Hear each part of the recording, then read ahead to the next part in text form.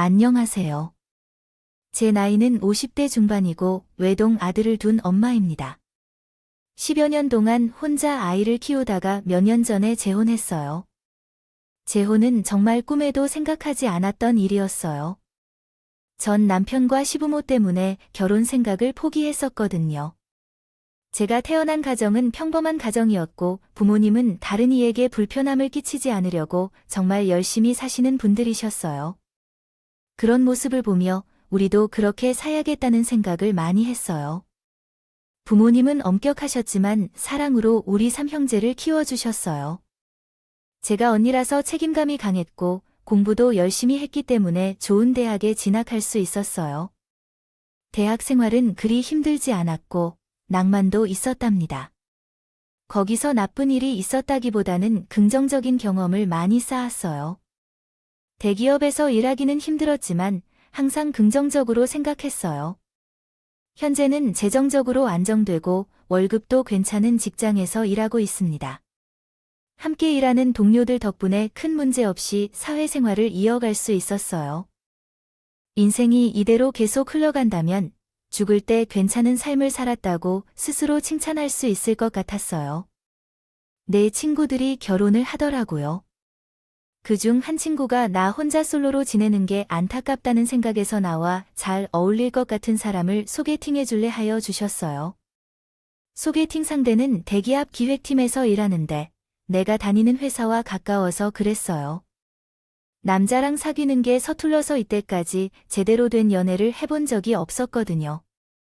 그래서 이번 기회에 연애를 시도해보자고 소개팅을 결심하고 만날 장소로 나갔어요. 처음 뵌 만남이었지만 꽤 좋은 사람 같았어요. 친절하고 조심스런 모습이 마음에 와 닿았어요. 상대도 내가 편안하고 대화가 통할 것 같다며 호감을 표현했어요. 그날부터 5번의 만남 끝에 우리는 공식적인 커플이 되었어요. 1년 반 동안 연애를 하다 보니 결혼을 계획하게 되었고 양가 어른들과 만나 결혼 승인을 받기로 했어요. 형이 우리 집에 인사를 드리러 오자 부모님께서 무척 기뻐해 주셨어요. 엄마는 연신 오빠의 손을 어루만지면서 좋아하셨어요. 아빠는 별로 말씀이 없으셨는데 조용한 내심에서 오빠를 좋아하시는 것 같았어요. 동생들도 꽤 호의적으로 생각하는 것 같았고 엄마는 내 예비 신부가 온다며 그동안 본 적도 없는 음식들로 상다리가 풀리게 정성스레 차리셨어요. 오빠는 그에 보답한다는 마음으로 정말 맛있게 잘 먹어주었어요. 아빠도 차분히 많이 하시며 끊임없이 술을 따라 주시면서 그러셨죠. 다른 건 다 필요 없네. 내 딸을 굶기지 말라 하시며 귀하게 여기시는 아빠의 다정함에 안도가 느껴졌습니다. 어렵게 생각하지 말고 나를 아버지라고 여기고 따르면 감사하겠어요. 아버지 많은 일을 못하겠지만 오빠에게 저를 부탁하는 아버지의 모습을 보면서 마음이 무거워졌어요. 어쩌면 제가 큰딸이라서 그런 것일지도 모르겠어요. 그런 아빠의 모습이 생소해서 마음이 묘했지만 며칠 뒤 우리 모두 함께 어머니를 찾아 인사를 드리러 갈 예정입니다. 오빠는 집에 들어가기 전에 살짝 귀뜸을 해주시는 모습이 정말 감동적이었어요.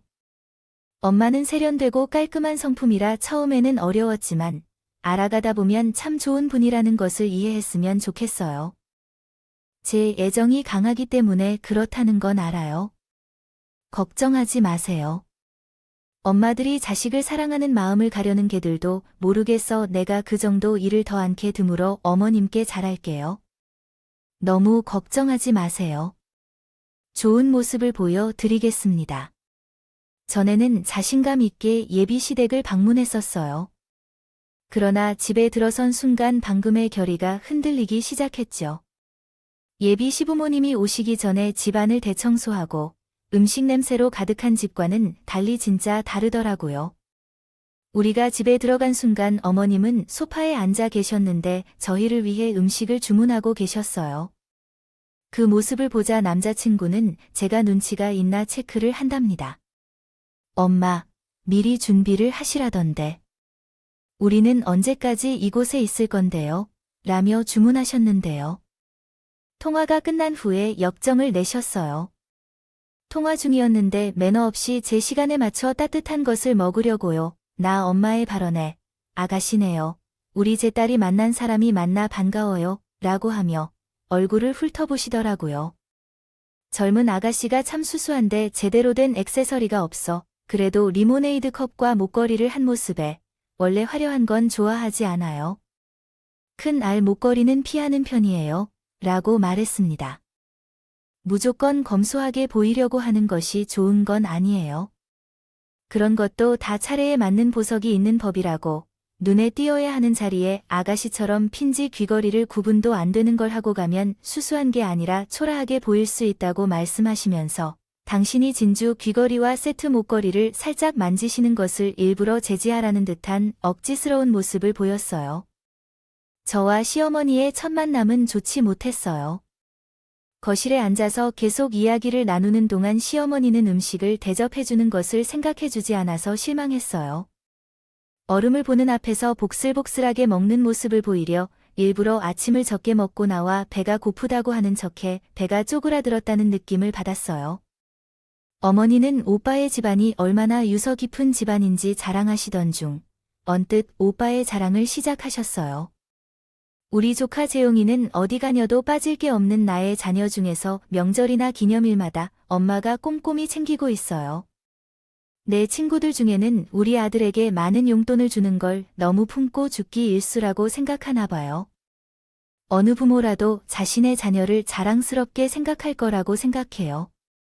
저도 그 마음을 이해 못하는 것은 아니에요. 용돈에 대한 대화는 약간의 압박과 같았지만 이해할 수 있었어요. 그러나 저희 부모님을 무시하는 말은 정말 속상합니다. 부모님께서 이제 시장에서 밥차장을 하신다는 소식을 들었는데 새벽에 물건을 사고 판매하거나 손님을 맞이하시는 것이라 불황에는 없겠지만 보통의 직업은 아니네요. 직원들을 두고 하시는 건지 아니면 내 배달을 도와주시는 분이 계신지 궁금했어요. 가끔 물도 주시고 시장 안에 있는 작은 식당이지만 맛있다는 소문이 나서 손님들이 많아지고 있어요. 이전에 부모님의 솜씨를 살짝 자랑했었는데 시어머니는 시큰둥하셨죠. 하지만 위생 상태 같은 부분은 그리 좋지 않을 것 같아요. 저는 원래 그런 재래시장의 분위기를 잘 받아들이지 않아서 가지도 않고 어쩌다 가면 친구들이랑 같이 가게 되면 남들은 못 먹는다고 하더라고요. 그래서 부모님께는 항상 청결하게 유지해달라고 말씀했었는데 식도 깔려도 나오면 그 장사가 완전히 멈추니까 난 한 숟가락도 못 먹게 된다고요. 그런데 사람들은 그런 곳에서 어떻게 잘 먹을 수 있는지 이해가 안 돼요. 기회가 나면 내 부모님께서 우리 집 수준에 맞게 세심하게 하시도록 권유하고 사람들이 자신을 높이 올릴 수 있는 기회를 만들어야 한다고 생각합니다. 자리에만 머무르면 발전은 없을 거예요. 우리 아들처럼 사위 도어를 드시는데 그만큼 수준도 높여야죠. 솔직히 말해서 너희 집만 놓고 보면 우리 재용이와 같은 사회에서 치를 수준이라 생각하는구먼. 우리 아들은 그만큼 인격적으로 훌륭한 사람이니까 너희처럼 보고 결혼한다는 거야? 나도 그래서 다른 건 눈 딱 감고 안 보기로 했어. 그러니까 너도 잘하고 다녀야 해. 리아드의 얼굴 먹이지 않게 상황에 맞게 차려입고 오늘처럼 그런 걸로 아무 자리나 따라 나서면 안 돼. 하지만 너희 부모님 역시 부모님이시니까 더 좋아할 때면 그만하라고 해야지. 어떻게 시험 만남으로 처음 보는 자리에 이런 차림으로 오는지. 아무리 시장에서 장사한다고 보고 들은 게 없어도 그래야지. 어머님의 말은 계속되었지만 제 자존심은 완전히 상처받았고 부모님에게 아무 이유 없이 욕을 먹게 되어 미안함이 나를 찔렀어요. 얼굴이 점점 붉게 변하면서 보다 못한 오빠가 나서서 자기 엄마에게 그만하라고 했어요. 첫날부터 그렇게 말하면 엄마의 좋은 면도 못 보고 지레나 싫어하게 될 거예요. 왜 좋은 말만 골라 해서 겁없김을 피우냐. 그리고 엄마, 우리 결혼할 거니까 이제 장인, 장모님을 사돈이라고 해야 해. 오빠 덕분에 그날 그 자리에서 일정한 선에서 끝을 내렸어요. 시어머니에게 보면 당장은 그만둬야 할 결혼이었을지언정 오빠를 생각하면 그럴 수 없었어요. 그래서 오빠도 나만 보고 결혼한다고 했으니 나도 오빠만 보고 결혼하면 그만이라고 생각하기로 했어요. 시어머니는 저를 탐탁지 않게 여기셔서 혼수에도 트집을 많이 잡으셨거든요. 우리 부모님은 묵묵히 시어머니의 요구를 다 들어주셨죠. 그렇게 결혼 준비를 마친 우리는 결혼식을 올릴 수 있었어요. 결혼한 지 1년이 조금 지나 저는 아들을 낳았어요. 우리 부모님이 너무 좋아하셔서 어쩔 줄을 몰라 하셨죠. 동생들도 조카가 생겼다고 크고 작은 선물을 보내왔고요. 하지만 시어머니는 아들을 낳았다고 하자 시큰둥하게 그러셨어요. 그래, 원래 예정일이 언제? 언니, 어쩌면 좀 빨리 나온 것 같다. 우리 재용이는 많이 닮았나 모르겠네. 첫아들이라 엄마 닮으면 애가 미련 달 텐데. 글쎄, 이러시는 거 있죠? 어머니, 무슨 말씀을 그렇게 하세요? 어머니 손 주시잖아요. 그런데 누구 다이언가 첫아들이 그렇게 중요해요. 그리고 제대로 보면 밀어내다니요. 방금 아이를 낳은 산모에게 너무 하신 거 아니에요? 어머니가 아픈 말씀을 해도 제가 참아 듣기까지만 드렸는데요. 제 아이에게 그러시는 건 진짜로 못 참아요. 손자가 태어났다는 소식을 축하해주지 않고 그것이 꼭 이루어져야 한다고만 말씀하시는 거 정말 서운해요. 제 마음이 안 들더라도 애나 날까지 이러시는 게 정말 서럽습니다. 아이를 낳은 후에는 두려움이 없어졌다는 게 맞아요. 제가 평소와는 다르게 제 생각을 모두 털어놓았어요. 이런 제 모습에 놀라셨나요? 친구들은 입이 다물지 못할 만큼 놀랐다고 하더라고요. 지금까지 왜 참았고 할 말도 못하고 살았는지 정말 바보같이 살았다는 생각이 듭니다. 그러나 이런 변화를 의도하지 않은 사람을 만나고 곤란해졌어요. 남편은 아들 탄생 소식을 듣고 차가운 반응을 보였어요. 당신 엄마한테 이런 멍청한 말을 한 것인가? 엄마의 단도직입적인 말이 있었겠지만 어른들에게는 조금 공격적으로 말하지 않아도 되지 않을까요? 나이가 많으시니까 그런 식이라 생각하게 됐어요. 화가 나면 그냥 제게 털어놓도록 해요. 엄마에게는 말하면 도움이 되지 않고 오히려 문제를 더 키울 뿐이거든요. 이런 행동은 지혜로운 여자에게 고립감을 주는 것뿐이에요. 화가 치밀어 오르더라도 다른 얘기는 지나가 버릴 테니까 말이에요. 하지만 아직 어린 손자에게 걸림돌이 될 만한 소리를 하는 건 좀 너무하잖아요. 다른 이의 시선으로도 그러한 말을 참고 지나가야 하는지 고민이 드네요. 기가 막히는 말이네요. 그리고 당신도 말이 그렇게 하는 건 아닌가요? 아무리 작연을 말하자면 편들이 따로 있지요. 당신의 아들 생각은 아내에게 수고했다 는 말을 못하는 대신 지금 뭘 하는 거죠? 나는 오늘 일평생 잊을 수 없을 것 같아요. 여태까지의 남편이 하는 대로 따라왔는데 더 이상 못하겠다고 느꼈어요. 막 태어난 소중한 아들에게 막말하는 것까지도 그냥 넘어가라니 이게 아버지인가요? 뜻밖의 세계에서 나와 남편도 내 눈치를 살피며 교제할 때 미안하다고 했어요. 그날 일로 남편에게 선한 마음이 생겼던 전에는 퇴원 후 남편의 모습을 보며 조금씩 마음을 푸는데 시작했어요. 아이가 밤에 울면 남편이 일어나서 밤 9분마다 분유를 먹이고 재워줘요. 아침에 출근하려면 어렵겠지만 하루 종일 육아에 시달리고 피곤해서 뻗어있는 저 대신 밤마다 아이를 달래주는 것을 볼 때 남편이 좋은 아빠라는 생각이 들었어요. 그러나 결국 남편은 허리 통증으로 한의원에 가서 침을 맞게 되었어요. 아이를 낳아 올리다가 깨끗한 게 나을 것이라고 하더니 결국 그렇게 됐죠. 퇴근 후 한의원에 가다가 돌아오는 일이 빈번해져서 남편은 전보다 귀가가 좀 늦었지만 그래도 집에 도착해서 아이를 잘 돌봐줬더라. 어느 날 한 번인 남편이 지갑을 놓고 갔다며 한의원으로 병원비를 갖고 달라고 했어. 그래서 아이를 데리고 갔는데 아주 우아하게 생긴 여성 한의사가 웃으며 남편이 뿐이 자상하시니 너무 좋겠어요 라며 평소처럼 악양을 그렇게 한다고 했어. 남편이 밖에서 우리 아이 얘기를 한다는 게 기분 좋고 진짜 우리 아이를 사랑하는구나 생각했어. 남편의 허리는 여전히 좋아지지 않아서 한동안 침과 물리치료를 받아야 했어. 하지만 날이 갈수록 기가 시간이 점점 늦어지는 거야. 전화를 걸어도 자주 받지 않을 때가 있었고, 한 번에 전화를 했더니 치료 중에 계속 전화하면 다른 환자들에게 방해될 텐데, 끝나면 알아서 오래도록 갈까? 라고 말했어. 감시는 무슨, 당신 퇴근이 늦어지니까 걱정돼서 그래, 라고 말했어. 침치고 물리치료하는 거야. 1시간이라도 늦으면 곤란한데 늘 되도록 하니까. 늦어지면 언제쯤 오는지 말해주면 안 돼? 집에서 걱정하는 사람들, 생각해줘. 병원이 모두 똑같은데, 여긴 다른 병원보다 세심히 케어해줘서 시간이 더 걸리는데, 그걸 내가 일일이 보고해야 한다는 생각이 들었어. 제발 사람을 피곤하게 하지 말고 전화를 끊어줄래? 라고 한 후에 연락을 끊었어. 그 순간 뭔가 좀 이상한 느낌이 들었어요. 처음에는 뭔가 있구나 싶었죠. 요즘은 계속 피곤하다며 아이도 잘 챙겨주지 않는다는 게 걱정스러웠어요. 그래서 어느 날 남편이 다니는 한의원에 가보기로 했어요. 안에 들어가기는 겁이 나서 밖에서 기다리는데 병원 안에 불이 하나씩 꺼지는 게 이상해서 한참 있다가 한 카메라가 나오는 걸 봤어요. 그리고 거기서 제 남편과 우아한 한 의사가 손을 잡고 나오는 게 보였어요. 그 광경에 너무 충격을 받아서 아이를 안고 그대로 친정으로 갔어요.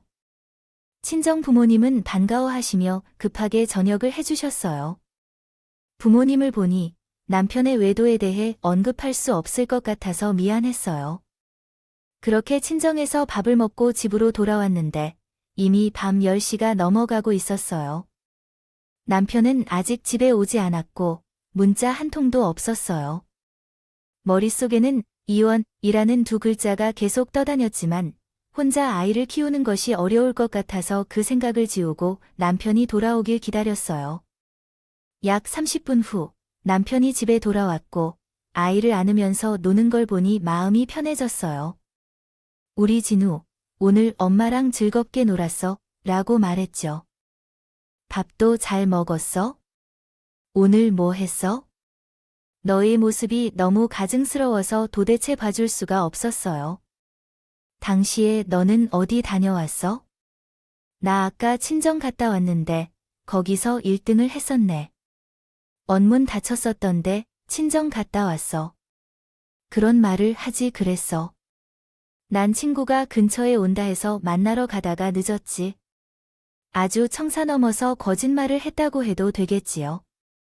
맞아. 당신도 말을 하지 그랬어. 친구 만나러 갔다고 전화라도 한 통 줬으면 당신 찾느라 1년까지 안 갔겠지. 남편이 갑자기 받은 연락 때문에 전화할 생각을 못했다며 다음부터는 아이를 데리고 병원에 오지 말라고 그런다고 했대. 꼴에 창피해서 집에서 일하면서요. 아주 고양이 쥐 생각을 하는 격이더군요. 누가 봐도 아내와 자식을 끔찍히 생각하는 줄 알겠지만 그게 다 자기 바람피는 거 안 될 거다. 연막을 피우려는 데이라면 제가 모를까 봐서요. 언제, 어떻게 터뜨려야 하는지 혼자 속으로 앓고 있었어요. 그런데 며칠 뒤 시어머니가 갑자기 찾아왔어요. 시내 한정식집에 갔다가 우리 신을 생각해서 이웃인 용고기가 맛있겠다고 생각했단다. 음식을 좀 포장해서 가져왔어.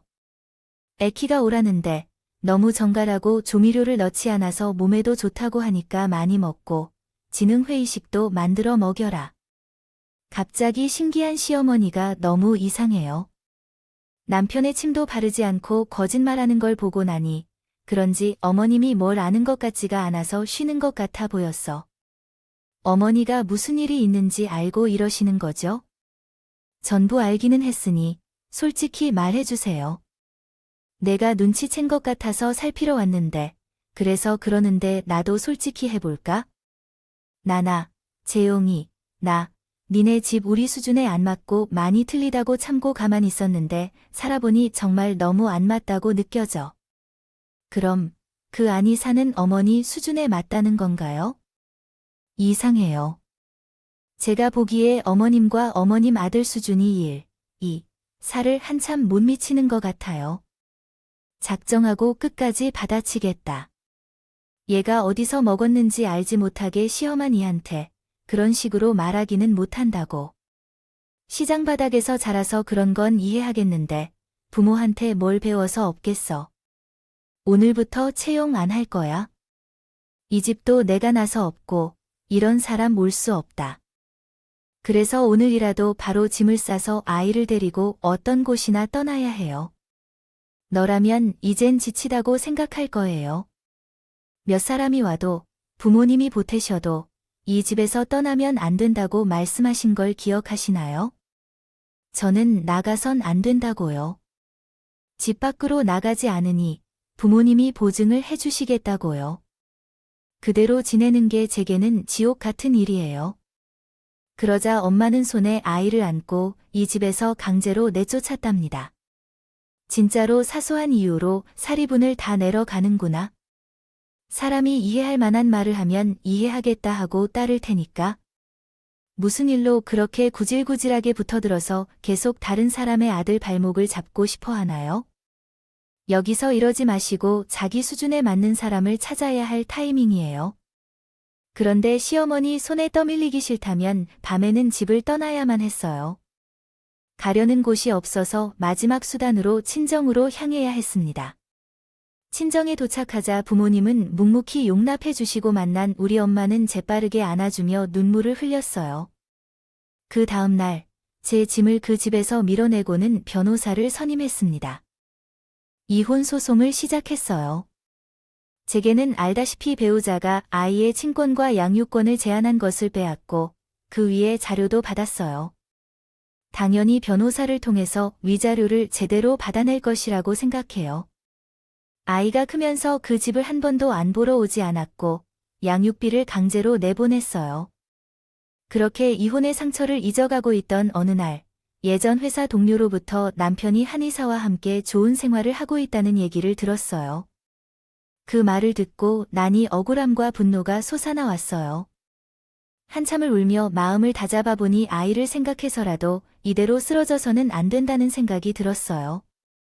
언제까지 부모님 집에서 의지하며 살 순 없다는 생각도 들었어요. 그래서 부모님은 식당 옆에 작은 가게를 얻어 모퉁이 형식으로 운영하기로 결정했어요. 원래는 그 가게를 사서 내게 양도한 것이었나 보죠. 제가 우리 식당 음식이 경쟁력이 있다고 생각하여 유통업체와 계약을 맺고 한정적으로 찌개와 부침개를 냉동식으로 만들어 가정에서 간편하게 먹을 수 있도록 팔기 시작했어요. 온라인 판매를 시작한 지 얼마 안 돼서 재래시장 맛집 음식에 대한 소문이 퍼지면서 제품이 날개를 달았어요.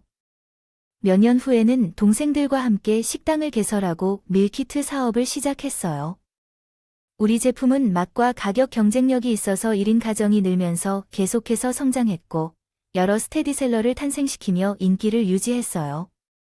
무엇보다도 부모님이 만든 음식이 많은 사람들로부터 인정을 받아서 너무 자랑스러웠고 그들을 위해 불경채를 갚을 수 있다는 것에 감사했어요. 그 결과로 나는 백화점 명품샵에서도 VIP 고객으로 등록되었을 정도로 돈을 벌게 되었어요. 어느 날 엄마의 생신을 축하하기 위해 아이와 함께 샤넬 매장에 방문했는데 매장 앞을 청소하는 도우미가 커피를 쏟았다며 매니저에게 핀잔을 받고 계셨어요.